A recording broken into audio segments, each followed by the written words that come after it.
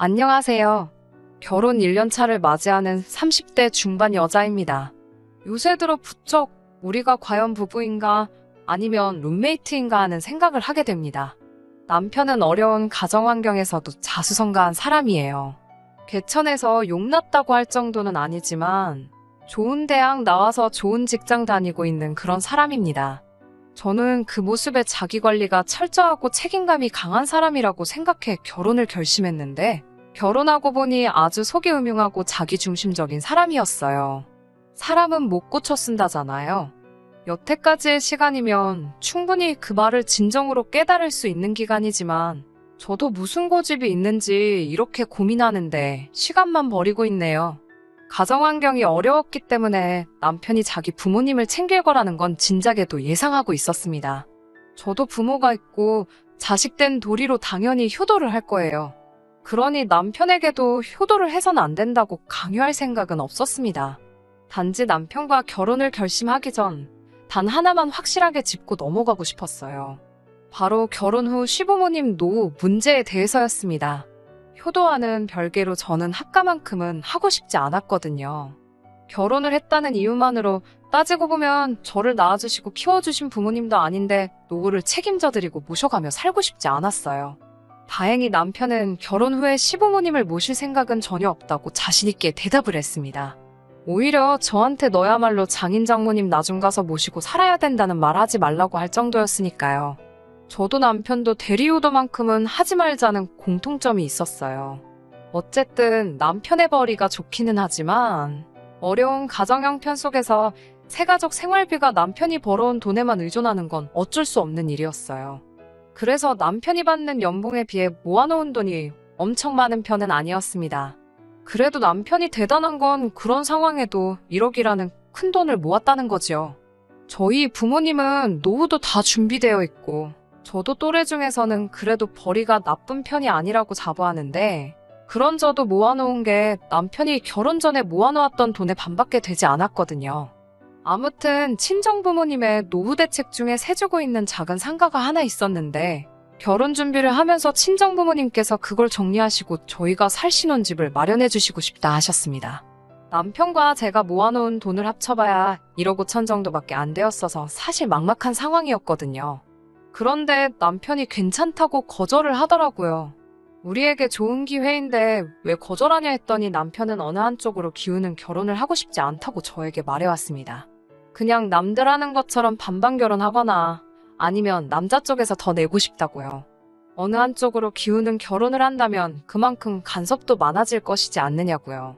우리 부모님 절대 그렇게 하실 분들 아니라고 설명을 하니 두 분이 그러지 않으시더라도 자기 기분이 그럴 것 같지가 않다고 하더라고요.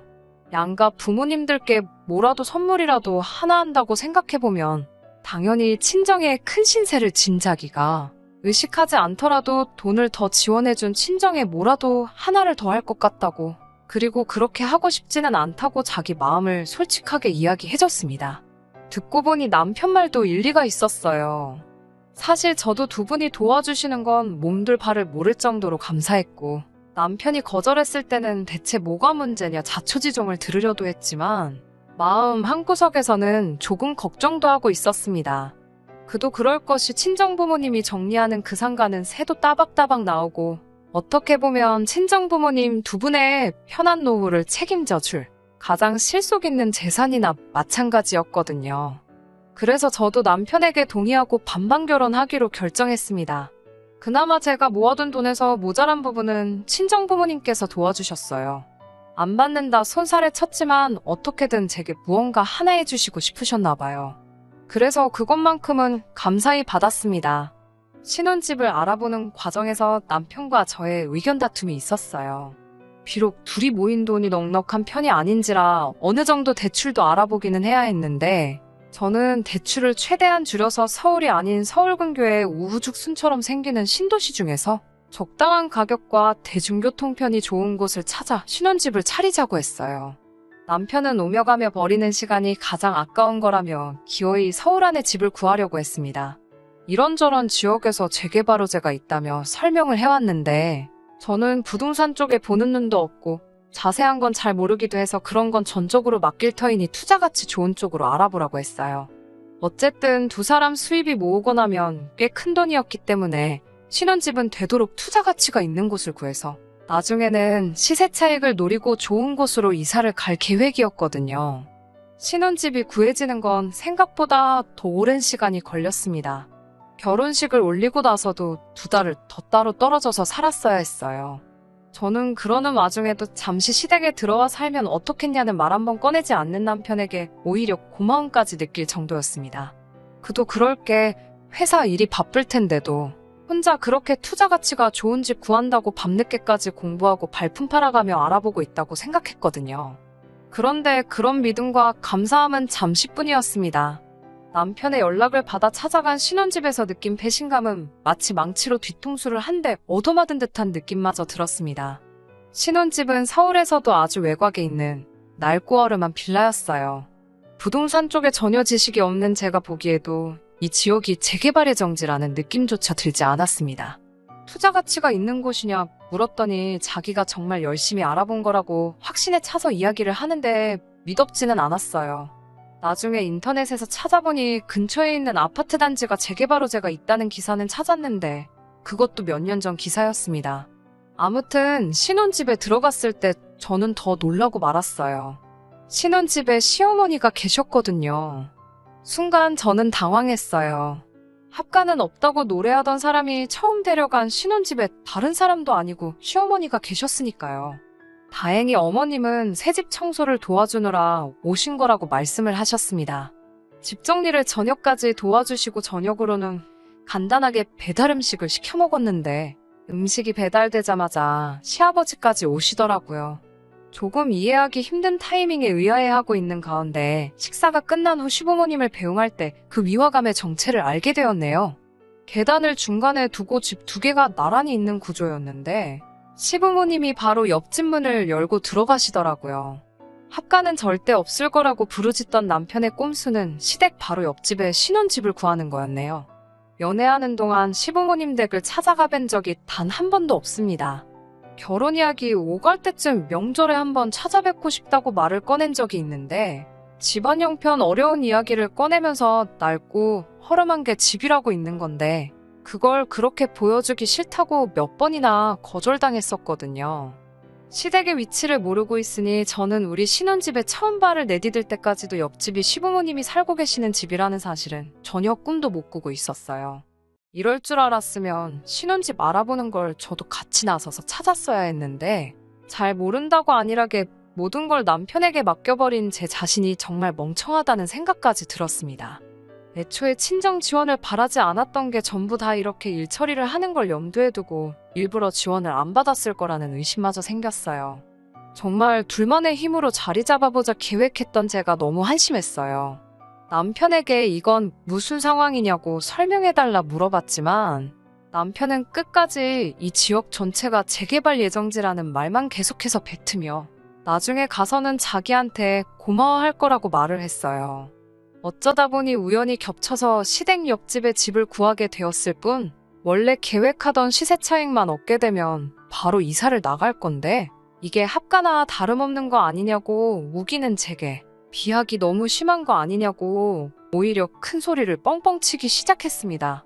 그렇게 시작한 신혼집 생활은 고생길이 열렸겠구나 하는 생각이 들었는데 그래도 제가 생각한 정도의 최악의 상황은 아니었습니다. 시부모님이 바로 옆집에 산다는 걸 제가 너무 질색을 했어서 그런 건지 아니면 정말 남편 말대로 투자 가치 좋은 집을 찾다가 겹친 우연의 일치인지 시부모님이 저희 결혼 생활에 간섭하는 일은 거의 없었어요. 처음에는 괜히 눈치가 보여서 고기 굽는 냄새라도 문 밖으로 새어나갈까봐 걱정했는데 오히려 시부모님께서 반찬을 넉넉히 했다며 가져다 주시기도 했고 또 괜히 배달 음식이라도 시켜 먹었다가 너네만 좋은 거 먹느냐는 잔소리라도 듣지 않을까 했는데 이상하리만치 정말 어떤 간섭도 없었습니다. 남편도 저에게 경제권을 넘겨주고 용돈을 타서 쓰는 생활을 시작했고요. 우연의 일치인지 정말 남편이 보는 눈이 좋았던 건지 신혼집 입주 얼마 지나지 않아 남편이 말한 재개발 호재가 터졌고 집값이 꽤나 많이 올라갔어요.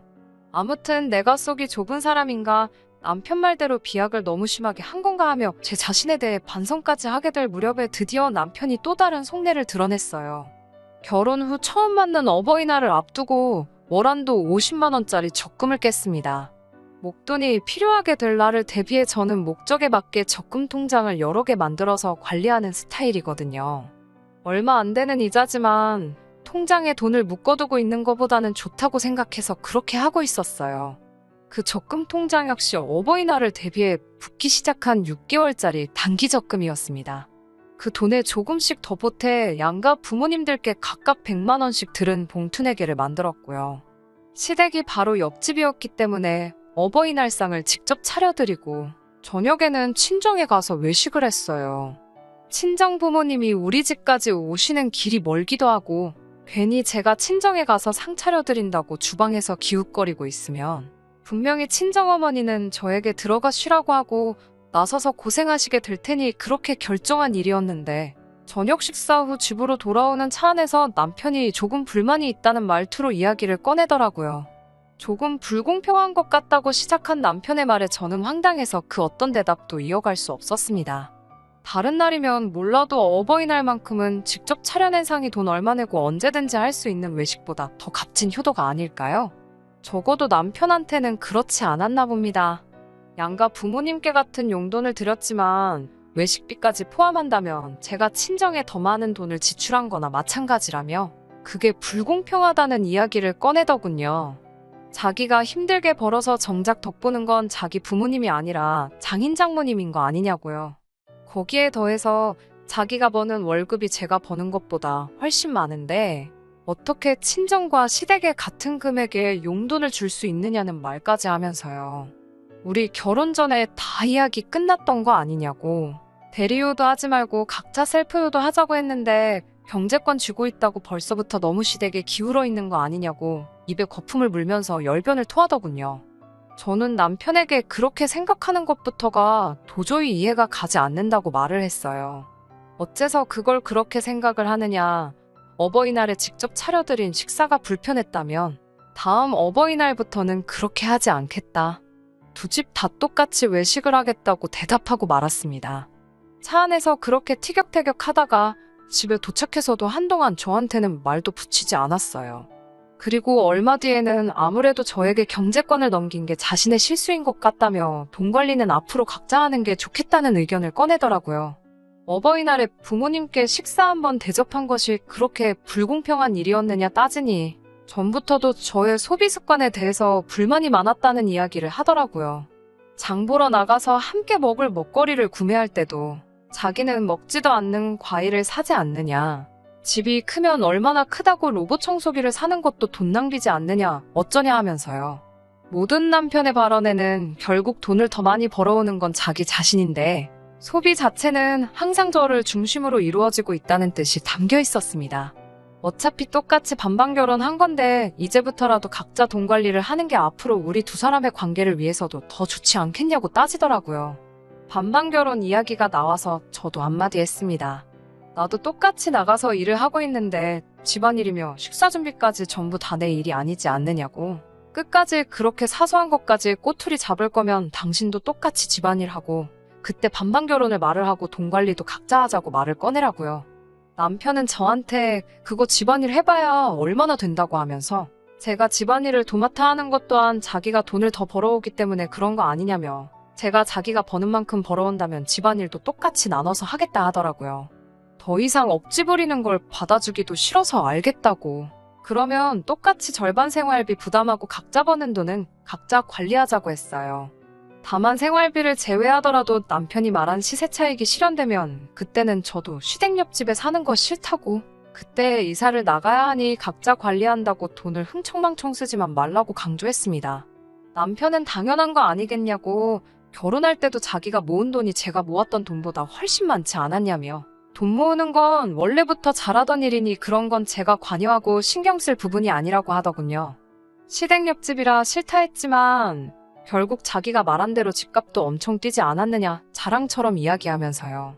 싸움 더 길게 끌어봐야 저만 머리 아프겠다 싶어서 내린 결정이지만 신혼집 입주 첫날에 시댁이 바로 옆집이란 사실까지도 참아낸 저인데 일이 이렇게 돼버리니 차라리 계속 싸웠어야 했나 싶을 정도로 머리가 아파오네요. 대리효도는 없을 거라던 남편의 말이 처음부터 계획된 건가 싶은 생각까지 듭니다.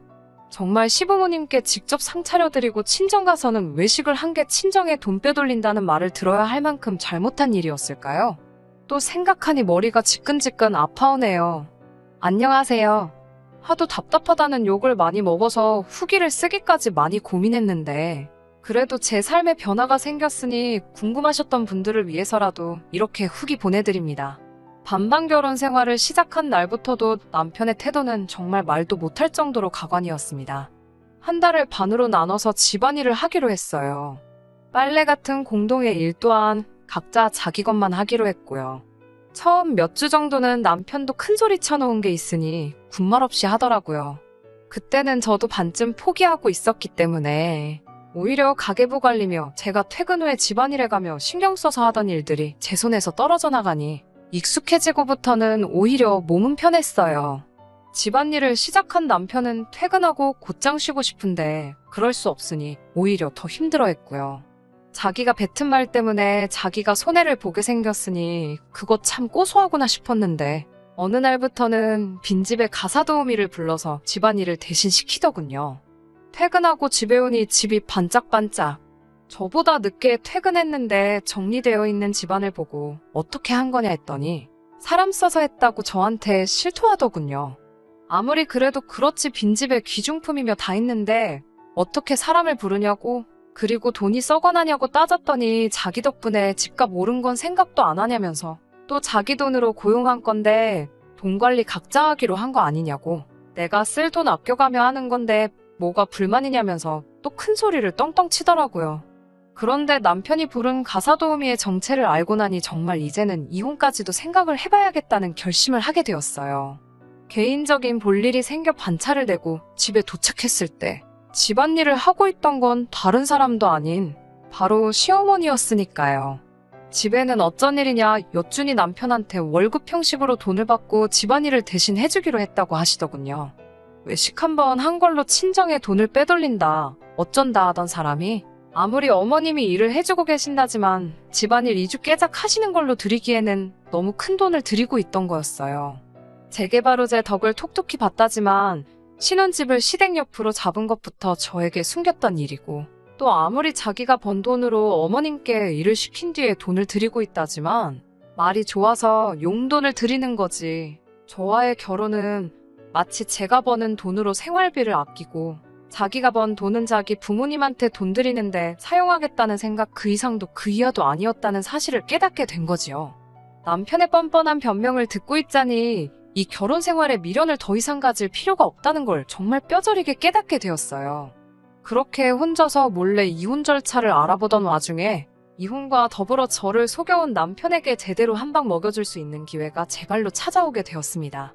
남편이 쭈뼛거리면서 저한테 모아놓은 돈이 조금 있냐고 물어보더라고요. 돈 관리는 각자 하기로 했는데 내가 얼마를 모았는지에 대해 왜 관심이 있냐고 쏘아붙이듯 대답했더니 저한테 무릎까지 꿇어가며 돈 좀 빌려줄 수 있냐고 묻더라고요. 재개발호재의 집값이 엄청나게 올라버리면서 글쎄 시부모님에게 전세를 주고 있던 집주인이 전세금을 엄청나게 올려버렸다고 하네요. 그래도 자기 부모라고 옆에 끼고 살고 싶은지 그 전세금을 마련해주고 싶어서 아주 난리가 났더라고요. 그 잘난 벌이로 여태 모은 돈이 없냐고 따졌더니 알지 않느냐고 자기 부모님 생활비 드린다고 모아놓은 돈이 그렇게 많지가 않다고 하더라고요. 시댁에 돈 빼돌렸으면 시부모님이라도 모아둔 돈이 있을 거 아니냐 따지니 생활비만 쓰기에도 빠듯하실 텐데 그럼 큰 돈을 언제 모으셨겠냐 하면서 치사하게 굴지 말고 어차피 그 돈 맞추려면 대출까지 받아야 하니 이번만 좀 도와달라고 사정사정을 하더라고요. 정말 오랫동안 마음속에 참고 있단 말인데 이렇게 내뱉어버리니 정말 후련했어요. 효도는 셀프로 하자고 하지 않았냐고 그런데 너네 부모님 전세금을 왜 내가 모은 돈으로 내주냐고 한마디 했죠. 그리고 이제 나도 할 만큼 한 것 같다고 내로남불 당신의 효도는 이제 더 이상 못 견디겠다고 이혼하자고 했어요. 전부터 이혼 준비를 하면서 상담을 받은 바로는 부부의 재산이 유별한 건 인정되는 바이지만 그 내용을 고의로 숨겨왔으면 그건 부부관계에 대한 신뢰를 깨트리는 바로 이혼 사유에 해당한다는 사실을 읊어줬습니다. 파탄의 원인인 남편에게 위자료 청구 소송이 가능한 건 그 다음 일이고요. 게다가 남편의 수입이 저보다 많음에도 불구하고 그동안 각자 서로의 돈을 관리해왔기 때문에 재산 분할도 정확하게 절반을 받아낼 수 있었습니다. 남편이 그 돈을 당장 마련할 방법이 없었기 때문에 집은 제 명의가 되었고요. 남편이 저에게 위자료까지 줘야 했으니 분할받은 돈 가지고는 시부모님의 전세금을 해결해 줄 수 없었습니다. 해결할 수 있었다 하더라도 이혼한 전처가 사는 옆집에서 살고 싶지는 않았을 거예요. 그래서 결국 시부모님을 모시고 어디 근처 동네로 급하게 이사를 가게 되었습니다.